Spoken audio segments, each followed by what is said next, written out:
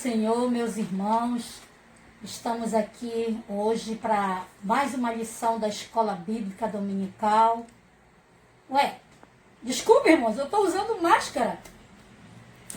Ninguém ainda foi contaminado pela tela do celular. Isso é só uma brincadeira, irmão, para nós descontrairmos um pouco, que nós estamos vivendo dias muito difíceis, né? Essa pandemia tem feito diversos estragos, diversas coisas na vida de várias pessoas, das pessoas, do servo de Deus. Muita gente tem sido recolhido pelo Senhor, muito servo de Deus recolhido. Pessoas que não aceitaram Jesus como Salvador também têm sido recolhidas. E nós estamos ainda aqui, irmãos. E antes de iniciar, eu quero lembrar os irmãos de uma preletora que esteve ano passado no Congresso das Irmãs, quando ela falou a respeito da trombeta de Deus.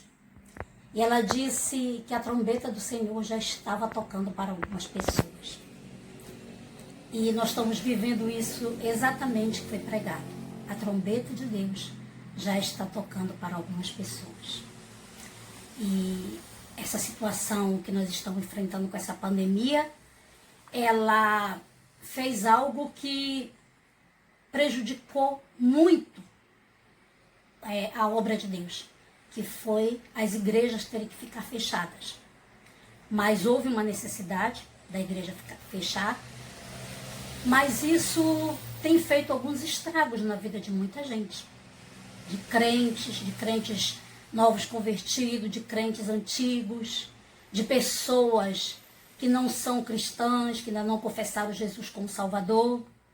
Recentemente, aqui em frente ao meu prédio, um vizinho gritou pela janela: "Quando é que vai acabar esse corona? Eu não aguento mais a minha mulher."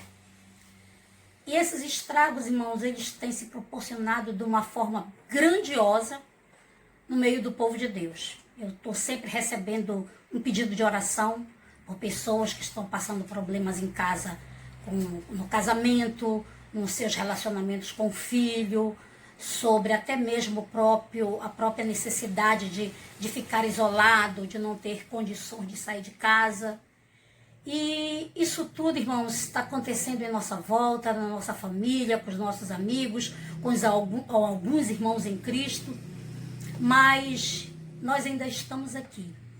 E se a trombeta de Deus ainda não tocou para nós, é porque ainda temos algo a fazer para o Senhor.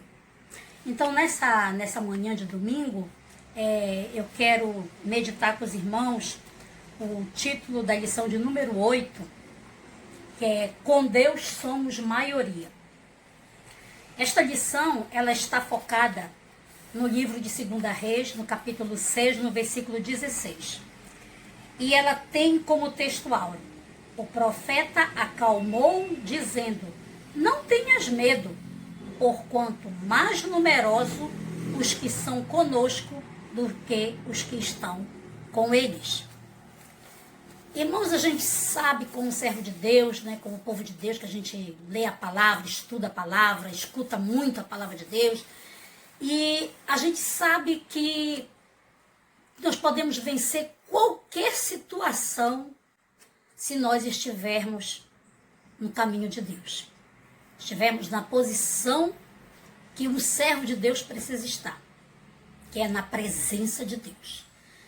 E qualquer coisa que nós vivenciarmos ou vivemos, qualquer problema, qualquer dificuldade, qualquer luta, qualquer enfermidade, qualquer tribulação, em qualquer situação, se nós estivermos com Deus, nós seremos maioria e seremos vitoriosos. E nessa experiência aqui, o que o profeta fala, né, a respeito, que esse livro de Reis fala a respeito disso, a introdução desse livro, ela se foca no exército da Síria, que todas as vezes que o exército da Síria tentava atacar Israel, o Senhor revelava ao profeta, o profeta levava até o chefe de Israel, né? E ali a chefia de Israel acatava aquela palavra que o profeta o levava. E isso isso faz toda uma diferença quando um governante, ele ouve o recado de Deus e ele obedece o recado de Deus e ele faz da forma que exatamente que Deus lhe ordenou que fizesse. Qualquer pessoa que recebe uma mensagem ou profética, ou através de um louvor, ou através de uma pregação, e recebe uma mensagem de Deus, dependendo da reação dessa pessoa, vai acontecer algo que esteja proporcional à fé da pessoa que está ouvindo aquilo que o profeta lhe falou e terá vitória ou não. Isso vai depender o quê? Vai depender se for feito à vontade de Deus, se for feito exatamente aquilo que Deus lhe propôs.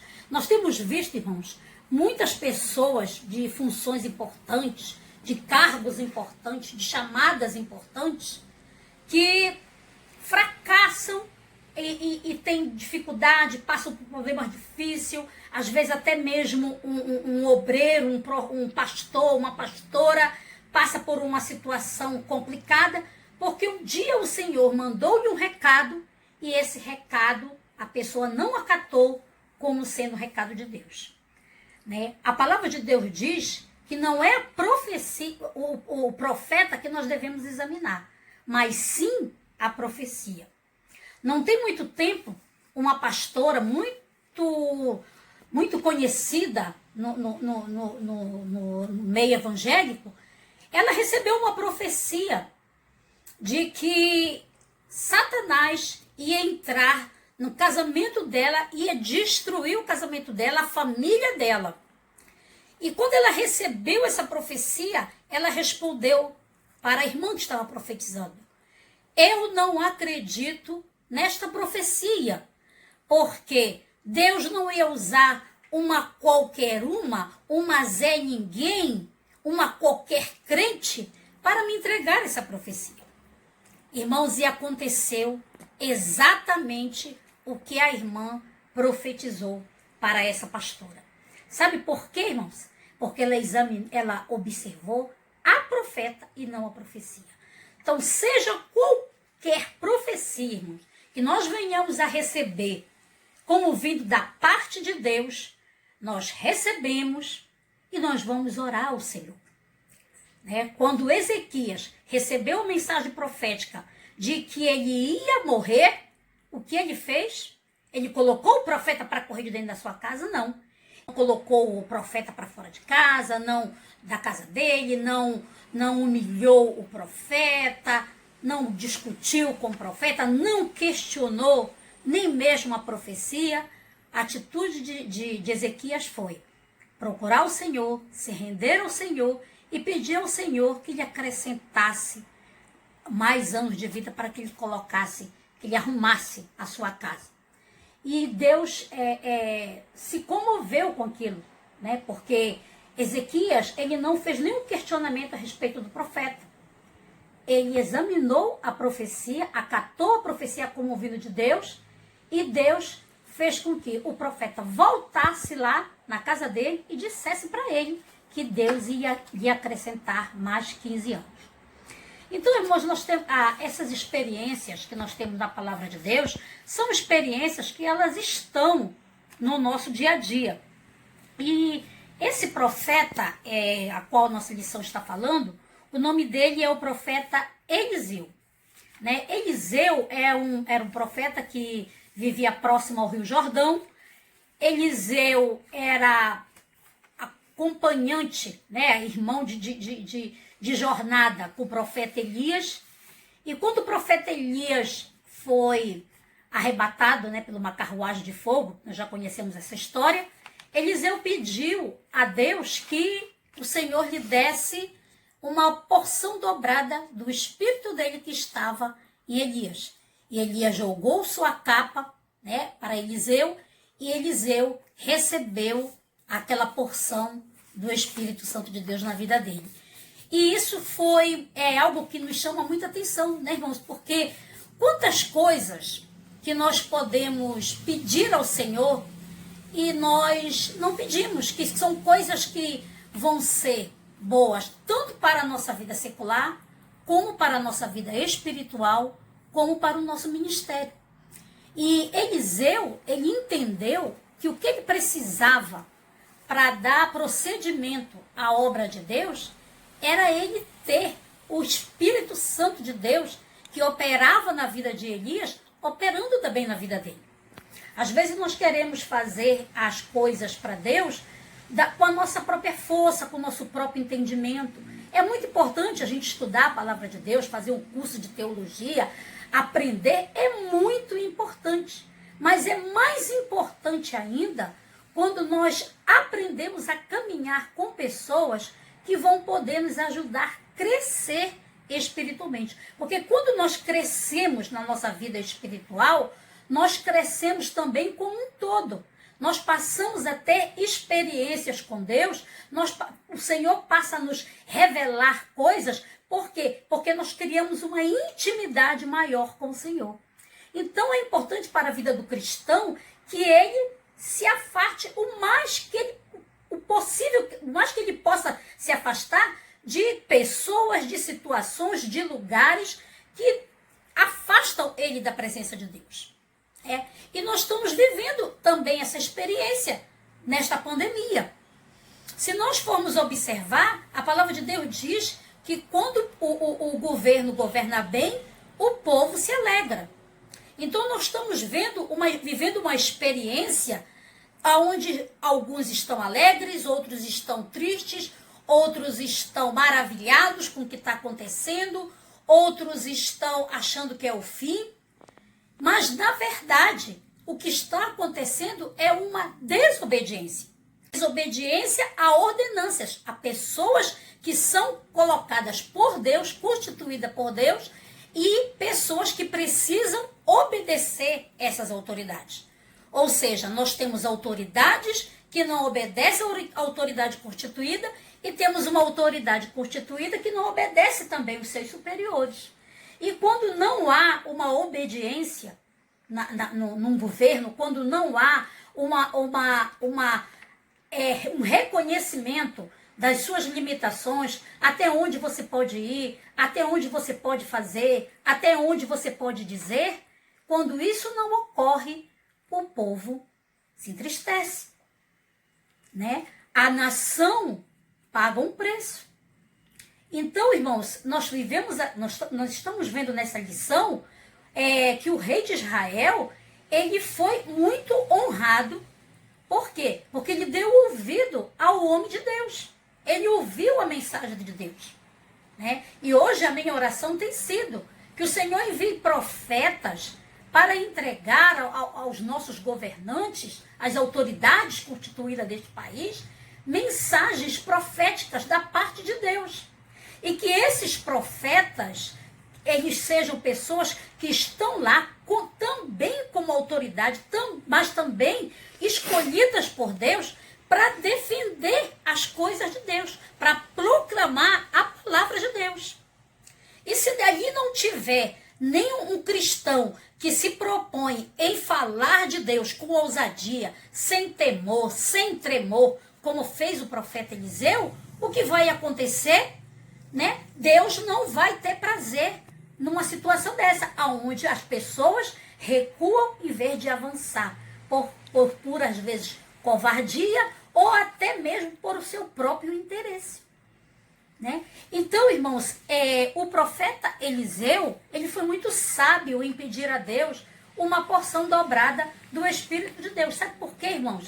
Porque, como disse mesmo o título da lição, com Deus somos maioria.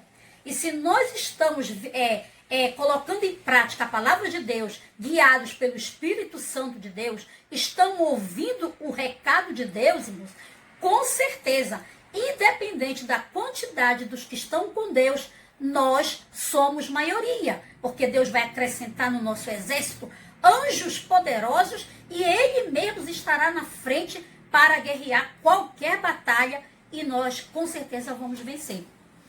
Então, nós temos aqui também alguns milagres que aconteceram através do profeta Eliseu. Nós temos assim 3 bem conhecidos nossos, foram 14 milagres, mas eu destaquei assim 3 bem conhecidos nossos, que foi quando ele multiplicou o azeite da viúva. Essa experiência, né, que nós temos, o Eliseu orou e multiplicou o azeite da viúva, ela foi pegar vasos emprestados e todos foram cheios de azeite, mas se nós formos prestar atenção, essa viúva, depois desse milagre, ela desaparece da Bíblia. Nós não vimos mais falar, né, nesta viúva, né? E o que vem, o que isso pode vir dizer para nós como servo de Deus? Que ela sabia, que ela viu ali, quando ele multiplicou aquele azeite, ela viu que aquele homem era um homem de Deus. Que aquele homem tinha um poder sobrenatural com ele, que era o poder de Deus, né? E ela viu aquele milagre ali, mas a gente não vê mais essa mulher sair contando esse milagre que Deus fez com ela. Ela foi até seus vizinhos, trouxe vasos emprestados, talvez ela fosse aquela vizinha que não quer ter problema com o vizinho, que não quer se meter na vida de ninguém. Olha, eu não vou falar de Jesus, porque ele é de outra religião, ele professa outra fé, senão eu vou ter problema com o meu vizinho. Às vezes nós fazemos isso. Às vezes os vizinhos estão ali à nossa disposição, mas por quê? Porque nós estamos aceitando a proposta desses vizinhos. E nós não estamos aproveitando para falar para esses vizinhos a proposta de Deus para a vida dele. Então, dando continuidade, um outro milagre que foi feito pelo profeta Eliseu foi quando ele ressuscitou o filho da sunamita. Sunamita e a viúva, que ele multiplicou o azeite, são 2 mulheres completamente diferentes. A mulher que ele multiplicou o azeite, depois da multiplicação do azeite, ela some e não aparece mais, né? Sunamita já é uma pessoa que a gente não sabe se ela acreditava em Deus em que fé ela acreditava, mas Sunamita, ela era uma pessoa que observava, que enxergava as pessoas, né? Enxergava as pessoas com os olhos humanos, com um olhar de amor. E ela viu o profeta Eliseu passando pela frente da sua casa e falou para o seu esposo: olha, eu vejo que aquele é um homem de Deus, né? Essa é a importância do testemunho do crente, né? Dele ser reconhecido como homem, como uma mulher de Deus.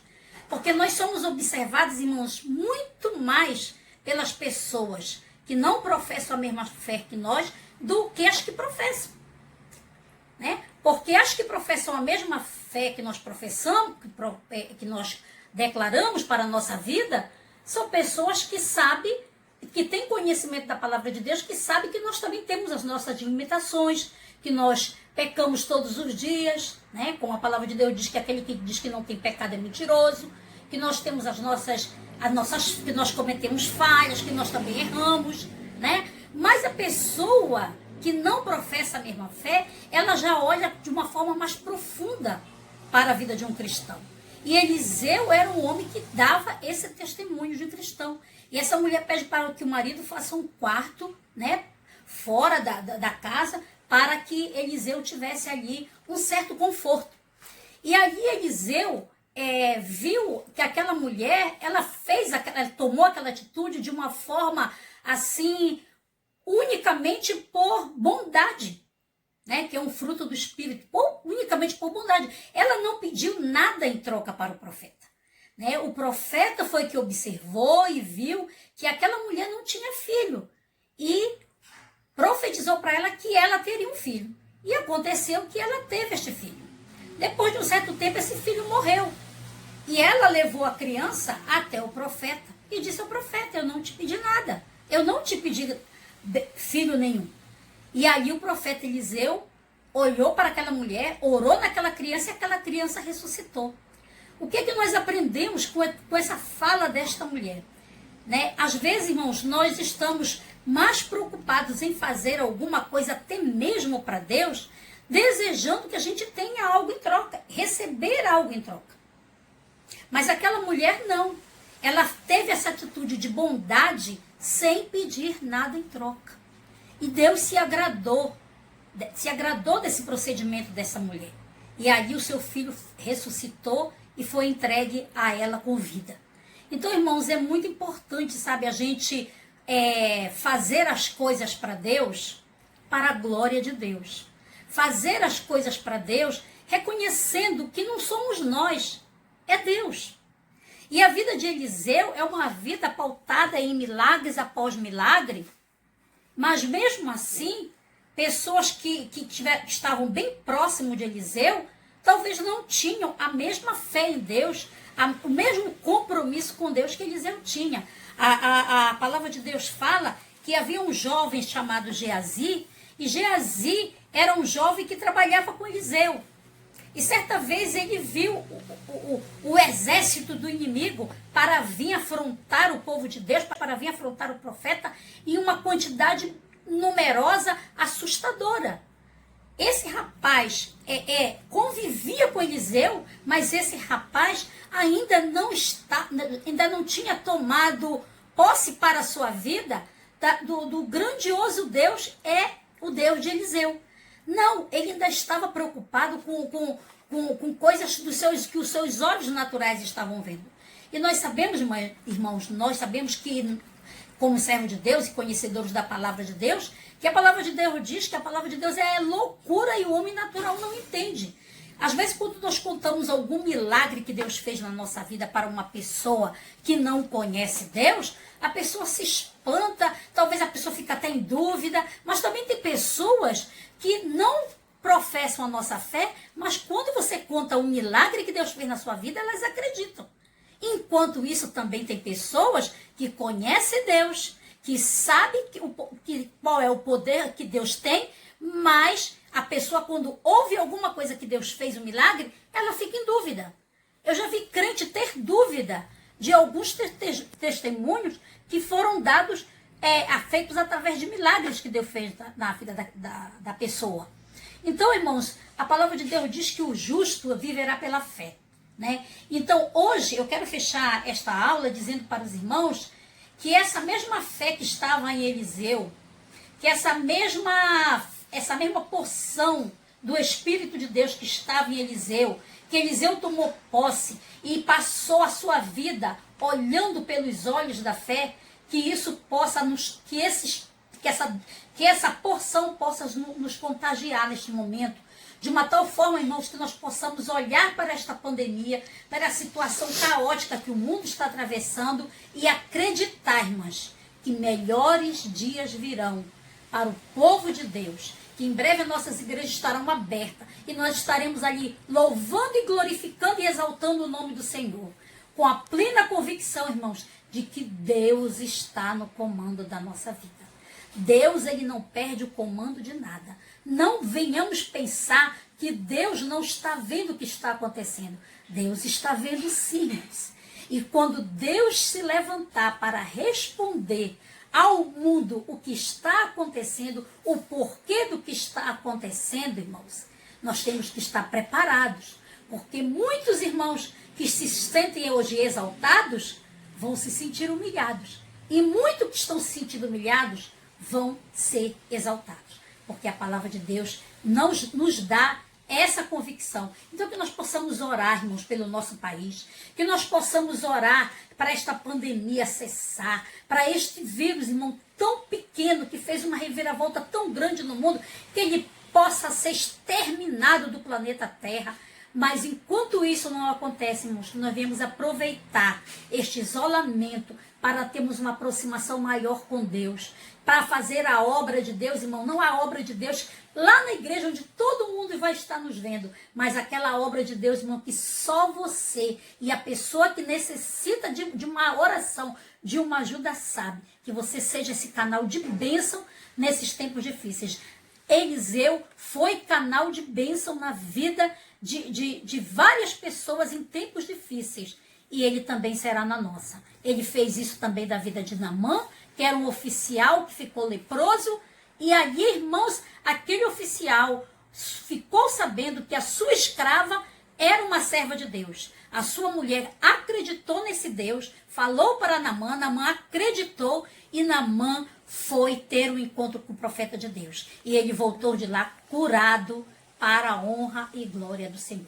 Que o Senhor nos abençoe e nos guarde nesses dias, em nome de Jesus.